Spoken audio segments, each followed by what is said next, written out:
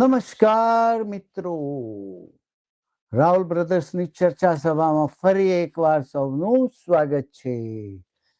મિત્રો, તમે જાણો છો કે આપણે પુરાણ કથાઓમાં શું મેસેજ રહેલો છે એ વિશે અમે ચર્ચા કરતા હોઈએ છીએ.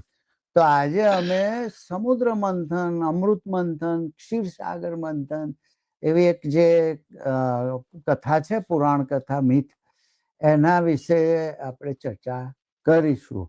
અને મિત્રો, તમને કહું કે જે મિત્રો બેંકોક ગયા હશે થાઈલેન્ડ, એ લોકોએ એરપોર્ટ ઉપર કદાચ આનું એક સરસ સ્ટેચ્યુ જોયું હશે કે એક બાજુ અસુરો ખેંચતા હોય, એક બાજુ દેવો ખેંચતા હોય, વચમાં પર્વત હોય, એની ઉપર વિષ્ણુ ઊભા હોય, અને આ રીતે એક સમુદ્ર મંથનનું એક સરસ જ મોન્યુમેન્ટ બનાવેલું બેંકોકના એરપોર્ટ ઉપર છે.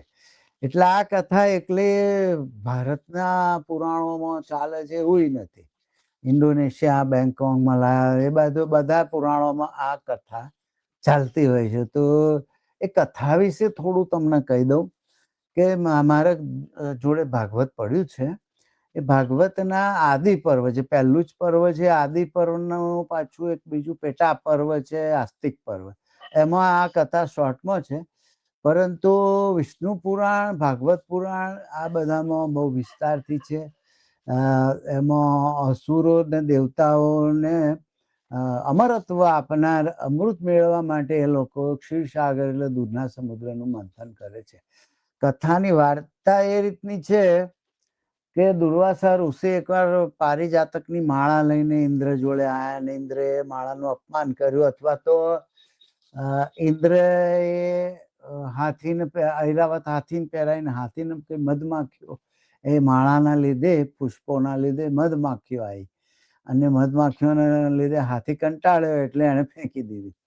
આ ટાઈપની વાર્તા. દરેક જગ્યાએ થોડીક અલગ હોય વાર્તા. તો એમાં દુર્વાસા તો ગુસ્સે થઈ ગયા ને એમણે દેવોને શ્રાપ આપ્યો કે તમારી શક્તિ ઘટી જશે, આમ તેમને વૈભવ શક્તિ નાશ થશે.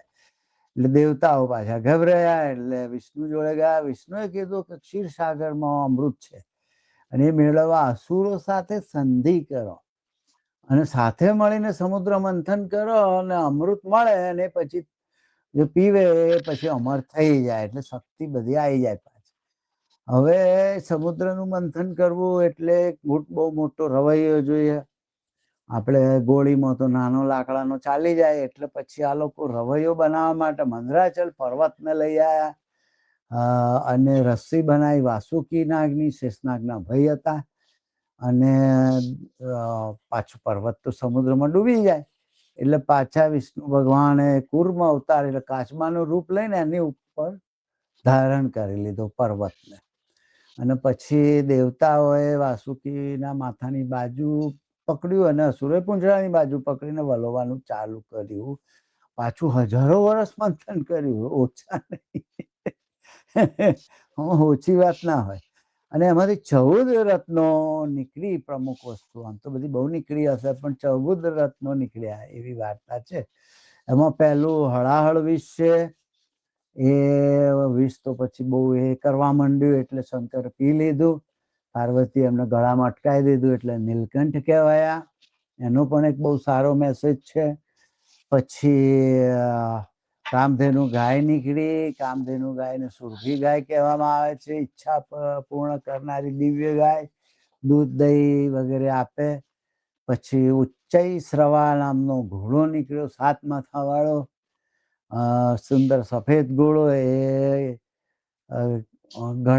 ઘણા એમાં અસુરોને મળ્યો એવું કે છે, કોઈ વળી ઇન્દ્રને મળ્યો એવું કે છે, પણ અસુરોને મળ્યો. ઐરાવત હાથી પાછો મળ્યો. તો પેલો ઐરાવત હાથી આવ્યો તો કે એને આ માળા ફેંકી દીધી, પાછો બીજો આવ્યો, એટલે એના ઉપર કંઈક રહસ્ય હશે. 4-5 સૂંઢ વાળો પાછો સફેદ હાથી ઇન્દ્રનું વાહન બન્યો. કસ્તુભ મણિ નીકળ્યો, અત્યંત તેજસ્વી કિંમતી રત્ન. મતલબ સમુદ્રમાં રત્નો હોય તો વિષ્ણુએ એને ધારણ કરી લીધું. પારિજાત વૃક્ષ, કલ્પ વૃક્ષ અથવા કલ્પતરુ વૃક્ષ નીકળ્યું, ઈચ્છા પૂર્ણ કરનારું દિવ્ય વૃક્ષ. લક્ષ્મીજી નીકળ્યા, સમૃદ્ધિ, સૌંદર્ય, વૈભવની દેવી. અને કમળ પર બેઠેલા, એમણે વિષ્ણુને પતિ તરીકે સ્વીકાર્યા. અપ્સરાઓ નીકળી, રંભા, મેનકા, પૂંજી, સ્થલા વગેરે. આ દિવ્ય સુંદરીઓ ગંધર્વોની સાથે રહેવા ગઈ. કલા, સૌંદર્ય, કામનું પ્રતીક વરુણી. આ બહુ મહત્વનું છે ગુજરાતમાં. વરુણી એટલે સુરા, સુરા એટલે મદિરા, મદિરા એટલે દારૂ, દારૂ એટલે પોટલી. એટલે ગુજરાતીઓને મજા પડી જાય. એ સમુદ્રમાંથી નીકળ્યું. પછી ચંદ્રમા નીકળ્યો, એને શંકરે મસ્તક પર ધારણ કર્યો. પછી પાંચજન્ય શંખ નીકળ્યો, એ વિષ્ણુએ ધારણ કરી લીધો. પછી ધન્વંતરી દેવ નીકળ્યા, સારંગ ધનુષ નીકળ્યું. અને પછી ધન્વંતરી દેવ નીકળ્યા હાથમાં અમૃતનો કુંભ લઈને. એટલે પહેલું વિષ નીકળ્યું ને પછી છેલ્લું અમૃત નીકળ્યું, અને દેવોના વૈદ કહેવાય. એ રીતે આ બધું થયું. હવે આ 2200-2500 વર્ષ જૂની વાર્તા છે મિત્રો. અને એ જમાનામાં પણ લોકો કેટલા કલ્પનાશીલ હતા કે આવી બધી સુંદર કલ્પનાઓ કરતા હતા. અને એ કલ્પનાઓના પ્રતીક એકલા ભારતમાં છે એવું નહીં, તમે જોયું બેંકોકમાં પણ છે. તો આ પાછળ શું મેસેજ હશે એ વિશે હવે આપણે પ્રદીપસિંહ રાવલને પૂછીએ. પ્રદીપસિંહ, તમારો વારો. નમસ્કાર. હવે એટલી બધી આમાં તો ગહન ને ઊંડા મેસેજ છે કે આજના જે મોડર્ન જમાનામાં પણ રિલેવન્ટ છે. પ્રથમ તો આપણે જોઈએ છીએ કે ગિફ્ટમાં દુર્વાસાએ ઇન્દ્રને એક ફૂલોનો હાર કે માળા આપી, અને એનું જે પ્રોપર જે ટ્રીટમેન્ટ થવી જોઈએ એ ના થઈ, એટલે દુર્વાસા નારાજ થાય. એટલે પહેલી વાત તો એ કે ગિફ્ટમાં આપેલી વસ્તુઓનું એક મૂલ્ય હોય છે, લાગણી જોડાયેલી હોય છે.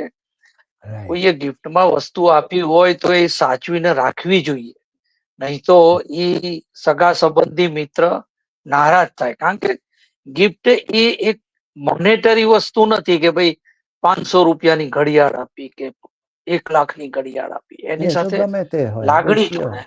લાગણી. ગિફ્ટમાં તમે ફૂલ પણ આપી શકો છો. રાઈટ. એ જો ફૂલનો ઘા થાય, ફૂલ ફેંકી દેવામાં આવે તો બહુ મુશ્કેલી થાય. એટલે મેસેજ એ છે કે ગિફ્ટનું સન્માન થવું જોઈએ, ઇનડાયરેક્ટલી લાગણીઓનું સન્માન થવું જોઈએ. એટલે તમારા તમામ જે શુભચિંતકો હોય, સંબંધી હોય, એ નારાજ ન થવા જોઈએ. બરોબર. આમાં દુર્વાસા મુનિએ શ્રાપ શું આપ્યો? શ્રાપ એ આપ્યો કે તમારી શક્તિઓ ક્ષીણ થઈ જાય. ક્ષીણ થઈ જાય.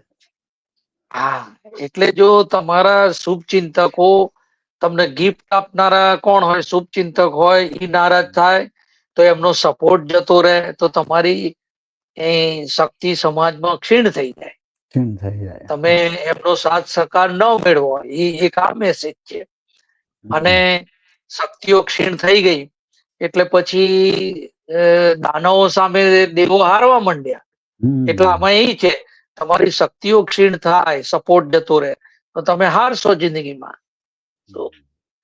અને એના માટે પછી એ ગયા કે ભાઈ આનો આપડે તો હારવા માંડ્યા, મરવા માંડ્યા.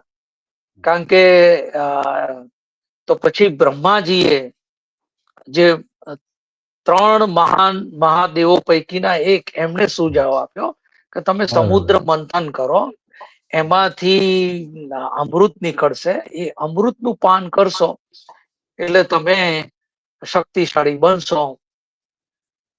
એટલે અહીંયા અમૃત એટલે એવી વસ્તુઓ આપણે શું સમજી લઈએ છીએ, અમૃત એટલે પીને અમર થઈ જાય, કોઈ દી મરવાનું નહીં. પણ અમૃત તો બહુ બહોળો મિનિંગ લેવાનો છે. આપણે પૃથ્વી પરનું અમૃત પાણી સમજીએ છીએ. અત્યારે જે વેક્સિનેશન છે એ જીવન આપે છે, એ અમૃત છે. એટલે આનું જે છે કે ભાઈ એ જ છે. એટલે કે તમે આ મંથન કરો, એમાંથી તમને અમૃત મળશે.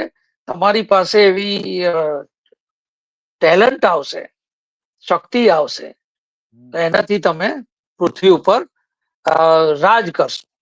એટલે અને તમારું જીવન ભાઈ લંબાય, સુખી થવાય. બીજી વાત કે અહીંયા 3-4 તો પશુઓ નીકળ્યા છે, હાથી, અશ્વ, ગાય.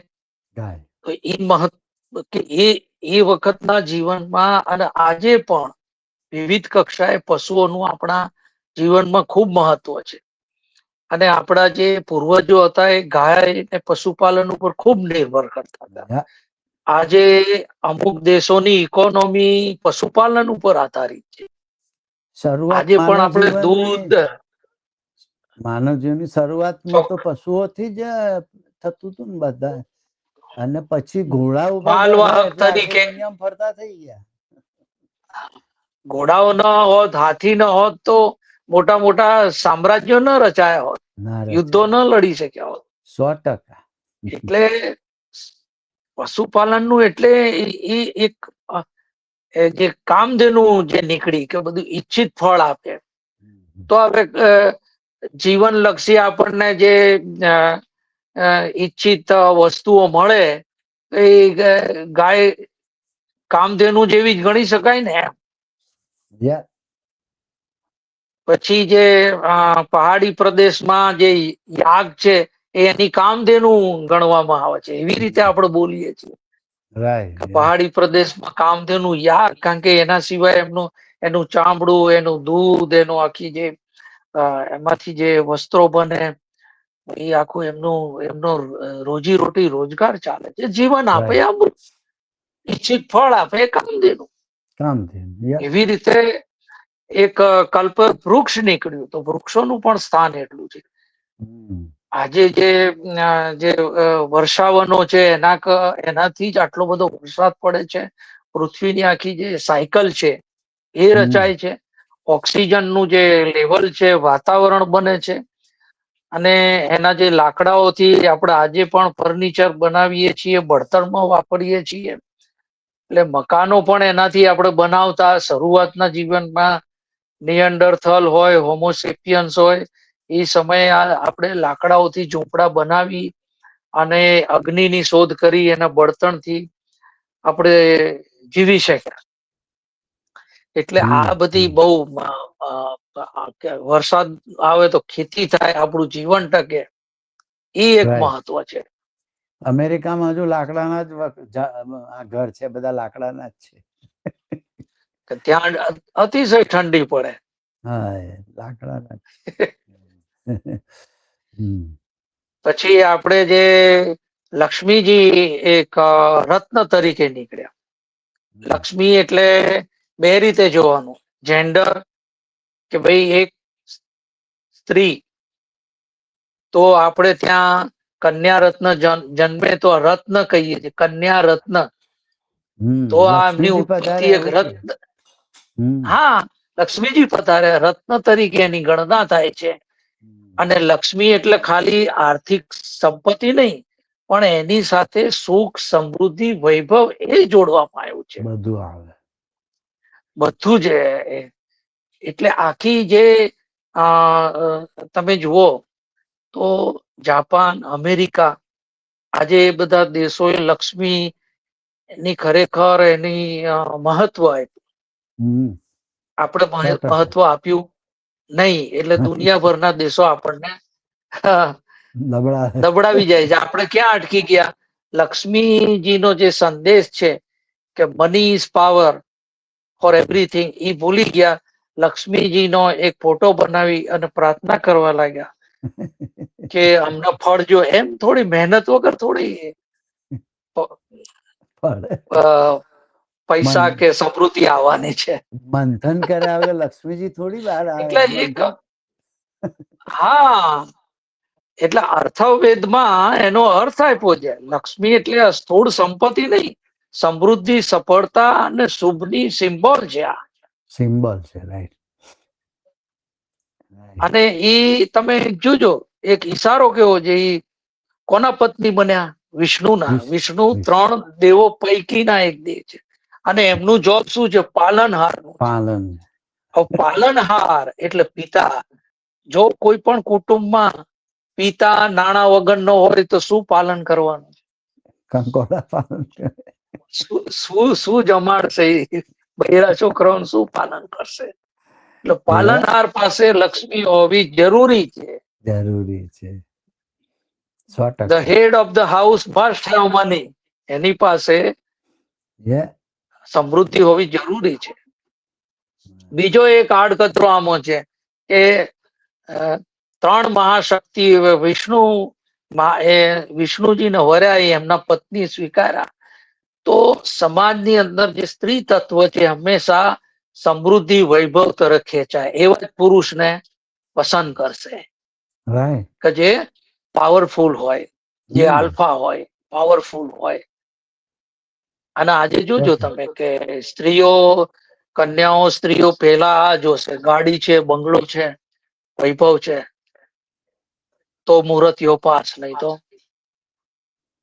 એટલે આ જે છે, એટલે જે સક્ષમ છે ત્યાં લક્ષ્મી જાય, સ્ત્રી બરોબર તત્વ છે. જાય. હમ. એટલે આની અંદર ઘણી બધી એમાં જે અપ્સરાઓ જે નીકળી, તો અપ્સરાઓ શું છે? અપ્સરાઓ નૃત્ય કરતી એક કળાનું સિમ્બોલ કળા. આપ્યું છે. કળાનું. દેવોના દરબારમાં અપ્સરાઓ નૃત્ય કરતી, સંગીત વગાડતી, તો એ કળા છે. આજે તમે જુઓ કે કળા સિદ્ધ કરો, હમણાં લતા મંગેશકરજી, જે એમના જે નાના બેન આશાતાઈ. હમ. આશાતાઈ ગુજરી ગયા, તો એમની પાસે ગળું ને સ્વર ને સંગીતની સાધના હતી, તો એમનું જીવન કેટલું સુખમય. ને આ બધા ટેલેન્ટેડ વ્યક્તિઓ, લતા હોય, માઇકલ જેક્સન હોય, હમ. તો એ લોકો સમૃદ્ધિમાં આળોટો છે. હમ. એટલે અપ્સરાઓનું આ પણ મહત્વ છે, એક કળાનું મહત્વ છે. કળા ખરું. ઈ પણ આમાં સંકેત. Yes yes.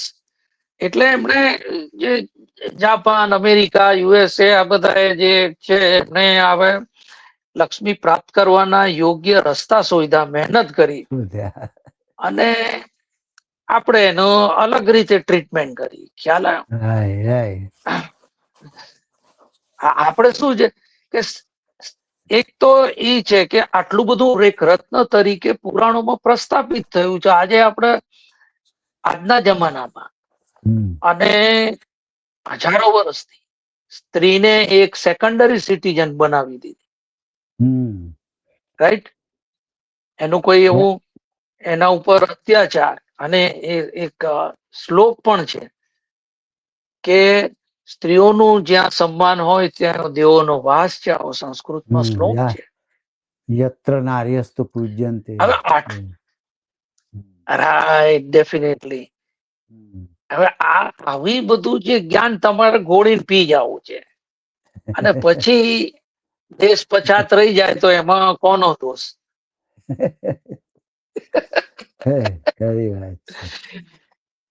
એટલે આપણે જે વાત કરતા હતા કે આર્ટિસ્ટોની અને બધા એ આખું જે બીજી અપ્સરાઓ છે એનું મહત્વ છે. પછી આપણે જોઈએ કે ધન્વંતરી એટલે એ છે આયુર્વેદના નિર્માતા, કે એના દેવ ગણાય છે, જે આખું મેડિકલ સાયન્સ ને રેપ્રેઝન્ટ કરે છે. મેડિકલ કે મેડિસિન. હા, અને મેડિસિન એ જીવનદાયી છે, અમૃત બરાબર. અને એમને જો કે ધન્વંતરીના હાથમાં અમૃતનો કુંભ મૂક્યો, બીજું કેમ કોઈ પાત્ર નક્કી ના કર્યું? હા, બીજાના હાથમાં નહીં મૂક્યો. Medicine is life, medicine is life, medicine can give life.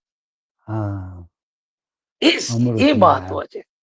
બીજા કોઈના હાથમાં અને નહીં. એ ધન્વંતરી જ લઈને આયા અમૃત, કે તમે દવાઓ ખાશો તો હા, જીવશો. That is the man. આપણે શું કર્યું? ધન્વંતરીના જે ફૂલહાર ને ફોટા કરીને એ રીતે પછી આગળ બહુ વધ્યા નહીં. અપડેટ ના થયા આપણે એમાં. અપડેટ ના. અને આ જે સાહેબ મંથનની પ્રક્રિયા છે, એમાં તમારે મનોમંથન બી કરવું પડે, અને ફિઝિકલ મંથન બી બહુ કરવું પડે. એ એક સાદી ટેકનોલોજી નો ઉપયોગ બતાવ્યો છે. આપણે જે વલણું એક યંત્ર છે, હેન્ડમેડ યંત્ર છે, કે એને આવી રીતે આમ કરવાથી ઓલું થશે. દૂધમાંથી અને પછી આજે આપે દહીંમાંથી માખણ બતાવ્યું કે કાઢીએ. હા તો એનો મતલબ શું કે મંથન કરશો તો માખણ નીકળશે. માખણ એટલે અમૃત, અમૃત કિંમતી એટલે વસ્તુ, રત્ન. અને કેટલો ડીપ વિચાર કર્યો છે. તો આપે બતાવ્યું કે નીચે વિષ્ણુ કાચબો બનીને, કાચબા અવતાર લઈને કાચબો, એના ઉપર સપોર્ટ જોઈએ ને. સપોર્ટ જો પર્વત માટે. હા તો કોઈ પણ એના માટે બહુ બેઝ ફાઉન્ડેશનલ નોલેજ, ફાઉન્ડેશનલ તાકાત બહુ જોઈએ. બુર્જ ખલીફા બનાવવી હોય તો એની નીચે ફાઉન્ડેશન બહુ મજબૂત જોઈએ. બહુ જેટલું ઊંચું એટલું ફાઉન્ડેશન મજબૂત જોઈએ. બહુ મજબૂત જોઈએ, નહીં તો આ થાય ને. એ વસ્તુ બતાવી છે કે નોટ ઓનલી ઇન સમુદ્ર, પણ પૃથ્વીમાંથી પણ તમે ખજાનાઓ કાઢી શકો છો. એ ઈશારો છે. એ જમાનામાં તો એ બહુ તો એમને એટલી ખબર હશે મારા અંદાજ મુજબ કે ખાડો ખોદીને પાણી કે કૂવો કરી શકતા હશે એ જમાનામાં.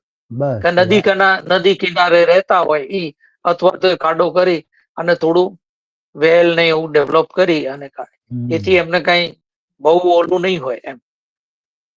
પણ એમને આ ઈશારો કર્યો. આજની તારીખે આપણે કોલસો, સોનું, ચાંદી, લોખંડ આવી બધી ધાતુઓ ભૂગર્ભમાંથી કાઢીએ છીએ. દરિયાના કાઢીએ જ છે. પેટાળમાંથી ઓઇલ ગેસ કાઢીએ છીએ. ઓઇલ જે આપણે જોઈએ છીએ અત્યારે વિશ્વ યુદ્ધ ચાલુ છે, મિની વિશ્વ યુદ્ધ ગણી શકાય. ઓઇલ માટે કેટલી મગજ, આપણી લાઈફ કેટલી ડિસ્ટર્બ થઈ ગઈ. એક જબરજસ્ત ઉર્જા શક્તિ છે ઓઇલ. તમારું બધું પ્રોડક્શન, બધું મૂવમેન્ટ, પ્રોડક્શન બધું બંધ થઈ જાય. અને એ પણ કેવું કે કઈ યોજના કરો. આજે આપણે ડ્રિલિંગ થી ભૂગર્ભમાંથી પાણી કાઢીએ છીએ અને એનાથી ખેતી કરીએ છીએ, પીવા માટે પાણી કાઢીએ છીએ. એટલે એટલી બધી એમની અંદર એક સ્ટેપ વાઇઝ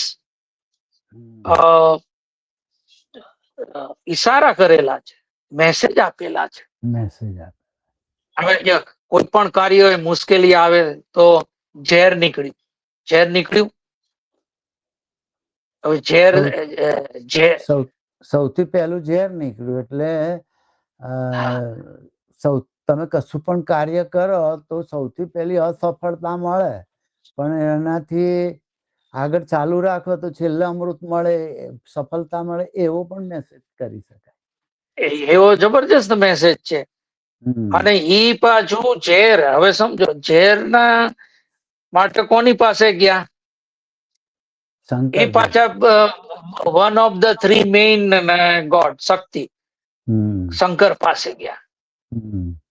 શંકર કોણ? દેવોના દેવ. એ એમના કે ભાઈ મહાદેવ. તો આપણે જયારે સાંસારિક જીવનમાં જયારે બી કઈ તકલીફ થાય તો કોની પાસે જઈએ છીએ? આપણાથી જે મોટા હોય, હોદ્દામાં, સત્તામાં, વડીલો પાસે જઈએ છીએ. અને વડીલો શું કરે છે? આપણા પૂર્વજોએ, આપણા મોટા ભાઈઓએ, આપણા વડીલોએ, આપણા પપ્પા હોય, દાદા હોય, જે બી પૂર્વજ થઈ ગયા વડીલો, એમણે આપણા માટે થઈને, આપણા રક્ષણ માટે કઈક કેટલા ઝેર પચાયા હોય સામાજિક. 100%. આપણા જીવન સુખી કરવા એમણે ઝેર પચાયા હોય, માન અપમાન સહન કર્યા હોય, લડ્યા હોય, ઘણાએ માથાએ આપી દીધા હશે. તો ઈ મેસેજ છે. અને આજની તારીખે તમે માની લો કે નાનું લાઈટ નો, પાણીનો પ્રશ્ન હોય તો કોર્પોરેટર આગળ જાઓ. કઈ એથી કોઈ એવો જે તે સેગમેન્ટ તરફ જાઓ કે એમાં ક્યાંથી કામ નીકળશે. માની લો કે કઈ પોલીસ ખાતાનું કામ હોય તો પીઆઈ સાહેબ ને મળવા જાવ, ડીએસપી સાહેબ ને મળવા જાવ. એથી કોઈ મોટો ઈસ્યુ હોય કે કોઈ તળાવ બનાવવું હોય કે કઈ મોટો ઈસ્યુ હોય તો તમે એમએલએ પાસે જાઓ, એમપી આગળ જાઓ, એથી આગળ મિનિસ્ટર આગળ જાઓ, એથી આગળ ચીફ મિનિસ્ટર આગળ જાઓ. જેવો પ્રશ્ન એવું તમારે તમારાથી જે શક્તિશાળી છે, મોટા છે, જેમની પાસે એનો ઈલાજ છે, એની પાસે જવું જોઈએ. આ ગર્ભીથી સારો છે. યા તમારા ઘરમાં ઇલેક્ટ્રિસિટી નો પ્રશ્ન હોય તો તમારે પ્લમ્બર પાસે નથી જવાતું, ઇલેક્ટ્રિશિયન પાસે જવું પડે. પાણીનો પ્રશ્ન હોય તો પીએસઆઈ આગળ જઈને બેસો તો એ કે આમાં મારું કામ નથી ભાઈ. તો એવું થાય. એટલે એક રાઈટ ડાયરેક્શનમાં જવાથી સોલ્યુશન મળે એ પણ એક સારું છે. એટલે સાથે સાથે ઈ કે ભાઈ જમીન સમુદ્રમાંથી બધી જીવન જરૂરી ચીજ વસ્તુઓ તમને મળી રહે, એ પણ એક બહુ જબરજસ્ત આમાં મેસેજ છે. અને જીવન શરૂ સમુદ્રમાં જ થયું છે ને, સમુદ્રમાંથી થયું છે. જીવન એ જ એક અમૂલ્ય ખજાનો છે. સમુદ્રમાંથી ફર્સ્ટ જે બેક્ટેરિયા થયા એ બધા એમાંથી થયા. એક કોષી જીવ એક કોષી બધા સમુદ્રમાંથી થયા. માછલી થઈ પહેલી. હા, ધીરે ધીરે ધીરે આગળ માછલીમાંથી જે કાચબો થયો, કાચબો બે જાતનું જીવ છે, સમુદ્રમાં રહે પૃથ્વી ઉપર રહે. પૃથ્વી ઉપર બી રહે. એટલે એ ડબલ જીવ એવો થયો કે જે પાણીમાં રહી શકે ને પૃથ્વી ઉપર રહી શકે. પૃથ્વી ઉપર રહી શકે. પછી ધીમે ધીમે પૃથ્વી ઉપર બીજા જીવો વિકસવા માંડ્યા. હા, કે ભાઈ અહીં તો ફાવે એવું છે, થોડી મહેનત કરીએ. માછલી તો પૃથ્વી ઉપર રહી ના શકે, જમીન પર એમ રહી ના શકે. પણ કાચબો રહી ચેન્જ શકે. લાવવો એટલે પડે. કાચબો પછી ડબલ પ્રાણી કહેવાય, ડબલ ટાઈપ નું. પછી એમાં ઉત્ક્રાંતિ શરૂ થઈ. એમ્ફીબિયન કહેવાય છે ને, દેડકો પાણીમાં બી જીવી શકે અને જમીનમાં પણ જીવી શકે. જમીનમાં પણ, એટલે એવા પ્રાણીઓ શરૂ થયા એમ. એટલે હવે આમાં એક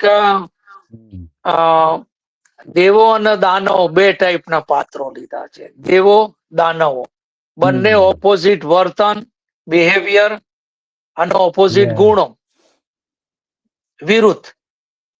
બરાબર. એટલે આ જે છે વિરુદ્ધ વિચારધારાના માણસોએ ભેગા થઈને આખો પ્રોજેક્ટ પૂરો કર્યો. હા, રાક્ષસો એટલે કોણ? જઘન્ય કૃત્યો કરવા. દેવો એટલે કોણ? સારા કૃત્યો કરે. આપણે નથી કે ભાઈ દેવ જેવો માણસ છે, તો પણ સાથે મળીને દુર્લભ કાર્ય સંપન્ન કર્યું. કોઈ પણ એવો અમૂલ્ય પદાર્થ મેળવવા, તો આ સામૂહિક કાર્ય કરવાનો પ્રથમ દાખલો છે. અને આજની તારીખે પણ જુદા જુદા દેશના જુદા જુદા સ્વભાવના માણસો મળી, ગમે ના ગમે તો મોટા મોટા પ્રોજેક્ટ કરતા હોય, ડેમ બનાવતા હોય છે. ઇવન હમણાં જે સ્પેસ મિશન ગયું, એમાં એક કેનેડિયન સ્પેસ એજન્સી ના હતા એસ્ટ્રોનોટ, આર્ટિમસ 2 જુદા જુદા આવે છે. હા, એટલે સમાજમાં તમારે દરેક લેવલની વ્યક્તિઓને સાથે જોડવી પડે. કોઈ પણ મોટો પ્રોજેક્ટ હોય તો એક મજૂર થી લઈ જુદી જુદી એન્જિનિયર, વિચારધારા વાળા કારીગર, ભેગા થઈને કરવું પડે કામ. ઓબ્વિયસલી. અને એનો સૌથી મોટો દાખલો આપું સાહેબ, કે પોલિટિક્સ, રાજકારણમાં જયારે પાતળી બહુમતી હોય તો ગઠબંધનની સરકારો રચાય જ છે, રચાય છે, જોડાણો થાય જ છે. હવે ક્યાં શિવસેનાની વિચારધારા, ક્યાં કોંગ્રેસની, ક્યાં એનસીપી ની, ત્રણે ભેગા થઈ અને મહારાષ્ટ્રમાં નહોતું સરકાર બનાવી. એ બધે એવું થતું જ હોય છે. એટલે મુખ્ય મેસેજ આ છે. ઘણી વાર કોઈ સમાજની અંદર સગા સંબંધીઓમાં બનતું ના હોય, બે ભાઈઓ વચ્ચે બનતું ના હોય, પણ બહેનના લગ્ન હોય તો એક સામૂહિક કાર્ય, બે ભાઈ મળીને બહેનના લગ્ન કરાવશે. એટલે ગમતું ના ગમતું, પણ જયારે લક્ષ્ય તમારે સામૂહિક હોય, બધાને ફાયદો કરે એવું હોય, તો ઈ તમારે જોડાણ ઘણી વાર કરવું પડતું હોય છે. યસ. બીજું એક આમાં એવી વાર્તામાં છે કે ભાઈ માનવો તો અહંકારી હતા, એટલે ઈ ગુસ્સે થઈ જાય એટલે કે ભાઈ હમ. આમને ચેતવી દેવામાં આવ્યા હતા દેવો કે ભાઈ તમે જો મુખ પકડશો ને તો ઝેરથી મરી જશો, હજી અમૃત આવ્યું નથી. હમ. તો કે પણ એમાં ટ્રીક શું કરવી, એટલે કે તમે રિવર્સ સાયકોલોજી વાપરો. શું? તમે મુખ માગજો કે અમારે મુખ થી પકડીને વલોવું છે. દેવો એટલે પેલા અહંકારી નહીં નહીં ઈ એમ કે છે તમને નહીં, અમે મુખ પકડશું પછી એનું મુખ પકડાઈ દેજો. બાળક જેવું, આપણે બાળકને જે વસ્તુ નથી વિરુદ્ધ કરાવવું હોય તો આપણે આમ બોલીએ કે ભાઈ આપણે એમ જો કહીશું ને કે આ નથી ખોલવાનું તો એ ખોલશે. એટલે ઈ સાયકોલોજી નો ઉપયોગ કર્યો તો દાનવો મુખ પકડી ગયા. તો એ જે વાસુકી નાગ ઝેર ઓકતો હતો એનાથી ઘણા બધા રાક્ષસો મરી પણ ગયા, એમ અડધો સફાયો થઈ ગયો. એટલે આમાં ઈ છે કે તમારે કોઈની પાસે કામ લેવું હોય તો બીજાનો સ્વભાવ પણ ઓળખવો ખૂબ જરૂરી છે, તો મેનેજમેન્ટ સારું થાય. એની દુખતી રગ કઈ છે? દાનવોની દુખતી રગ અહંકાર હતી. એટલે એમણે દેવોએ માંગ્યું કે અમે તો ભાઈ મુખ પકડીને વલોવશું. અરે યાર તમે કેમ એવી રીતે મુખ પકડી, તમે માંગો એમ થોડું મળે, અમે લઈશું. તો કે લે ત્યારે. એટલે એ રીતે આપણે જોઈએ છીએ કે સાંસારિક કાર્યોમાં પણ મતભેદ ભૂલાવી કાર્ય સંપન્ન કરવાની નીતિ અપનાવી જોઈએ. અને ઇન્ટરનેશનલ નેશનલ લેવલે આપણે સાર્ક, G9, G7 નામ એવા ગઠબંધનો કરી અને વિરોધી વિચારધારા વાળા જે કોઈ કોમ્યુનિસ્ટ હોય, કોઈ ડેમોક્રેસી હોય, ક્યાંક તાનાશાહી હોય, તો એ બધા દેશો ભેગા થઈ અને વિશ્વ માટે સારા કાર્યો કરતા હોય કરવા છે. પડે. હા, હવે આપણે જો વાર્તાના છેલ્લા તબક્કા ઉપર આવીએ તો જે મોહિની સ્વરૂપ ધારણ કર્યું. મોહિની ધારણ અને કરી. હા, ઈ કારણ કે એક દાનવ છે ને આ કુંભ લઈને જતો રહેલો, એટલે મોહિની સ્વરૂપ ધારણ કર્યું. એટલે અહીંયા ઈ સંકેત છે કે તમે કોઈ પણ લોભ લાલચમાં ન આવો. તો આ વિશ્વનું ફર્સ્ટ હની ટ્રેપ જેવો દાખલો ગણી શકાય. અને જો ફસાશો, લોભ લાલચમાં ફસાશો તો સાયબર ફ્રોડ હોય, પોન્જી સ્કીમ હોય, એમાં ફસાશો. આજે પણ લોભમાં લાલચમાં માણસ ફસાય અને બહુ કપરી પરિસ્થિતિમાં આવી જતો હોય છે. તો એટલે એવી રીતે અમૃત કુંભ લઈ, તેમ છતાં એક રાક્ષસ છે ઈ અમૃત પી ગયો બેસી હતો. ગયો તો એ હા, દેવતાના બેસી ગયો હતો. ટોળામાં બેસી ગયો તો રાહુ. યસ. અને પછી પી એનું ગયો. તરત ખબર પડી. હા, સૂર્યચંદ્રએ કહી દીધું કે આ પી ગયો છે, એટલે પછી એનું ગળું કાપી નાખ્યું. એટલે ગળા સુધી યસ. અમર થઈ ગયો, એવી એક સ્ટોરી છે. પણ મને એવું લાગે છે ખગોળશાસ્ત્રની રીતે રાહુ ને ચંદ્ર ને પછી પેલું ગ્રહણ થાય છે ને સૂર્યચંદ્ર ને, એટલે એમાં આ યસ યસ. રાહુ ને કેતુ એક તો કેન્દ્ર બિંદુ છે, એવા કોઈ ઉપર ગ્રહ બ્રહ કશું છે નહીં. ગ્રહ પણ નથી, ટૂંકમાં પણ એક હા પોઈન્ટ છે એવો. શું પોઈન્ટ છે છે. કે એની પોઈન્ટ છે. વચ્ચે બધા ગ્રહો આવી જતા હોય આમથી આમ. પોઈન્ટ છે એવા કઈક, પણ એ અમર થઈ એટલે ગયો. હા, એટલે ઈ તમે એવું ગણી શકો કે bad influence in our life, કે જે અમુક રાહુ કેતુની માફક તમને નડ્યા કરે, કુંડળીમાં હેરાન કરે. એટલે ઈ ઈ દાખલો બતાવે છે કે ભાઈ તમે આવા જે વ્યક્તિઓ હોય એનાથી દૂર રહેવું હોય. એટલે આજે આને એક બહુ જબરજસ્ત આમાં છે કે ભાઈ ઈ દાનવો અમૃત પી ગયા, તો એ વ્યક્તિ એનું કેમ એને ખતમ કરી નાખવામાં આવ્યો. કે જો કોઈ ખરાબ વ્યક્તિઓ પાસે અણુ પાવર કે એવી શક્તિઓ આવી જાય તો વિશ્વને હેરાન કરે. એ પણ એક છે. કોઈ એવા ખરાબ વ્યક્તિની પાસે તલવાર બંદૂક આવી જાય તો એનો બહુ ખરાબ ઉપયોગ કરે, કોઈના રક્ષણ માટે ઉપયોગ ના કરે. કરતા જ હોય છે. એટલે એ દાખલો આપ્યો છે કે તો એને તરત પૂરો કરી નાખવો જોઈએ, રાઈટ. એટલે આ જે કલ્પનાઓને હકીકતમાં બદલવાની જે સફળ કોશિશ છે, અને એ ટેકનોલોજી એનો પિતા છે, રાઈટ. એટલે એ સાયન્સની મદદથી તમે ટેકનોલોજી સિદ્ધ કરી શકો છો. અને એ ટેકનોલોજી એટલે એ જ આપણી આખી જે આ કલ્પનાનો સાર છે કે તમે સાયન્ટિફિક રીતે આગળ વધો, એની અંદર ગર્ભિત મેસેજ શું છે એ વિચારો. કારણ કે આ જે છે, હું તમને એક દાખલો આપું કે આજ તમે બેટમેન ના 3-4 પિક્ચર જોયા, સુપરમેન ના પિક્ચર જોયા હશે, રાઈટ. કાલ્પનિક સ્ટોરી ઉપર સુપરમેન બહુ સારા કામ કરે, આ પીડિતોનો બચાવે, દુષ્ટોનો મારી નાખે, રાઈટ. બેટમેન પણ એવું કરે, પછી કેપ્ટન અમેરિકા, એવા બધા ઘણા બધા પાત્રો છે. હવે આ એક તમે વિચાર કરો કે આ સુપરમેન કા બેટમેન કે સ્પાઈડરમેન, એના તમે એને રીતસર ભગવાનમાં નહીં, ફોટા લગાડી અને એની પાસે માંગ કરો બચાવ. તો એ, હા, બચાવશે, તો એથી આગળ વધવાની જરૂર છે. આ બાળક બુદ્ધિ થઈ ગઈ. આજે એ કે બચાવવા આજના આવવાના નહીં. હા, આજના મોડર્ન યુગમાં આપણે જે કથાઓમાંથી મેસેજ લેવાના બદલે આપણે એક ખોટી દિશામાં જતા રહ્યા. હા, ખોટી દિશા કથાઓ અને જ વાંચ્યા કરવાની, એવું જ. નું સ્ટેચ્યુ બનાવી પૂજવાના નથી, સરદારના જીવનનો મેસેજ સમજવાનો છે. Try to be like Sardar Patel,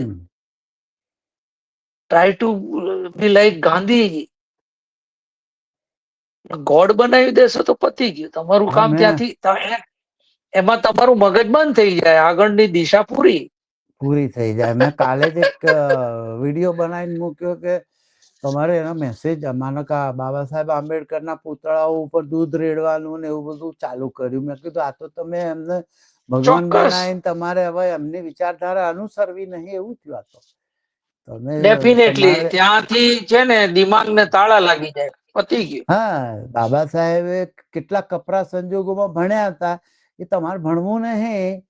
અને કદાચ તમને સહેલાઈથી ભણવા મળી ગયું છે જે થોડું ઘણું, એની તમને કદર નહીં, આગળ ભણવું નહીં, અને તમે એમના ઉપર દૂધ રેડીને ભગવાન બનાવીને બેસાડી દીધા. એમની કથાઓ વાર્તાઓ બીજી બધાની એવું જ કર્યું છે. મહાવીર જોડે, બુદ્ધ જોડે, બધા જોડે એવું જ કર્યું છે. આપણે બધા ગાંધી જોડે એ જ ધંધો કર્યો છે, રામ જોડે, કૃષ્ણ જોડે, બધા જોડે. હજુ રામની કથાઓ એકની એક ઠોક્યા જ કરો છો તમે. એલા ભાઈ, બંધ કરો ને. હજારો વાર કથાઓ વાંચી શું ફરક પડે? હું જે કથાકાર હોય એ રૂપિયા કમાય છે, બીજા બુદ્ધુઓ જઈને બેસી રહે છે. હવે પ્રોફેસરો, બધા પ્રોફેસરો જઈને બેસી રહે છે. એટલે જ્યાં જાય ત્યાં પાછા પહોંચી જાય. અરે ભાઈ, તે એક વાર હોબળી ઓછી નહીં? તારે માંથી મેસેજ લેવાના બદલે તું તો બસ કથાઓ જ હોબળ્યા કરે છે. એટલે ત્યાં જે એમાં શું છે, શીખવાની પ્રક્રિયા બંધ થઈ ગઈ. બંધ થઈ જાય. બાકી તો તમે કોઈ પણ કથા સાહેબ 1 કે 2 વાર સાંભળો તો પતી એમાંથી ગયું, શું મેસેજ છે એ ગ્રહણ કરો એટલે તમારું જીવન રાઈટ પંથ ઉપર ચડી જાય. ચડી જાય. હવે આ કથા હા, વર્ષો પહેલા આપણે સાંભળેલી હતી, પછી કે રોજ રોજ સમુદ્ર મંથન ની કથા સાંભળવાની જરૂર નહીં. એકવાર સાંભળી એમાંથી પછી જોઈ લો કે ભાઈ, હા, સમુદ્ર આ મંથન એટલે મહેનત, અને મહેનત કર્યા વગર કશું મળતું નથી. જો આવા લોકોએ બે જુદી જુદી વિચારધારા, આપણે તો કોઈને ખરાબ બરાબ હું તો નહીં કહેતો, પણ જુદી જુદી બે વિચારધારાના માણસોએ ભેગા થઈને જેટલી મહેનત કરી, તો એમાંથી આ બધું નીકળ્યું. રત્નો નીકળ્યા, દવાઓ નીકળી, આયુર્વેદ નીકળ્યો, પૈસા નીકળ્યા, લક્ષ્મી નીકળ્યા, મધ પણ નીકળ્યો, દારૂ નીકળ્યો. પીવો. હા, દારૂ પાછો અસુરોએ લીધો એવું કહેવાય. હા. ચંદ્રમા નીકળ્યો, પાંચજન્ય શંખ નીકળ્યો, સારંગ ધનુષ એટલે શસ્ત્ર નીકળ્યા. ત્યારે તમે જે શસ્ત્રો બનાવો પશુઓ નીકળ્યા 3-4 કે જે અતિશય કામના હતા. કામના છે. Yes yes. હા, અને સંસારમાં તમારે સારું ખોટું બધું થયા જ કરતું હોય, અંદર અંદર એ ડખા થયા કરતા હોય, બોલચાલ થતી હોય, હસબન્ડ વાઈફ લડતા હોય, પણ એ બધા જે વિષ હોય એ અટકાઈ રાખવાના હોય, સંસારના ઝેર પેટમાં ઉતારવાના ના હોય, અને અહીંથી જ અટકાઈ રાખી અને બધું ભૂલી જવાનું હોય તો જ સંસાર આગળ ચાલે. બરોબર. આટલી બધી આટલી ગહન, મને તો આશ્ચર્ય થાય છે કે આપણા પૂર્વજો એટલા બધા બુદ્ધિશાળી હતા કે આટલી બધી હાઈ લેવલની 2,500-3,000 વર્ષ પૂર્વે કલ્પના કરેલી. કેટલી જબરજસ્ત એ સમયે એમનું દિમાગ હશે ને. આજે આપણે કેટલું આપણા દિમાગને ગોબરમાં બનાવી દીધું છે આખું ટોટલી. એમને ખબર નહીં હોય કે આ લોકો મારી કથાઓનો આવો દુરુપયોગ કરશે.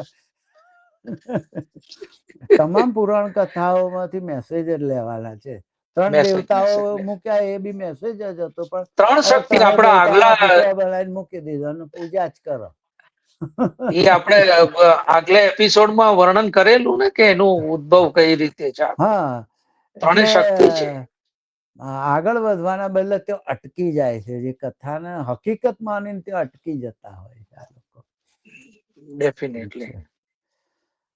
હા, તો મિત્રો હવે તમે આખી સમુદ્ર મંથનની કથા ને એની ઉપર જે મેસેજ હતા એ બધા જાણ્યા કે ભાઈ સમુદ્ર મંથન મતલબ મંથન એટલે મહેનત કરવી, ગમે એટલી જુદી વિચારધારા હોય તો ભેગા મળીને કામ કરવું, તો તમને એમાંથી બધું જ મળશે.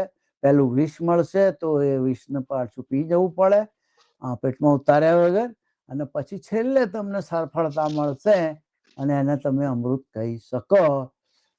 એવો તમારો મેસેજ લેવાનો છે. અને હવે નવા એપિસોડમાં નવા વિષય સાથે નવી કથા સાથે ફરી મળીશું.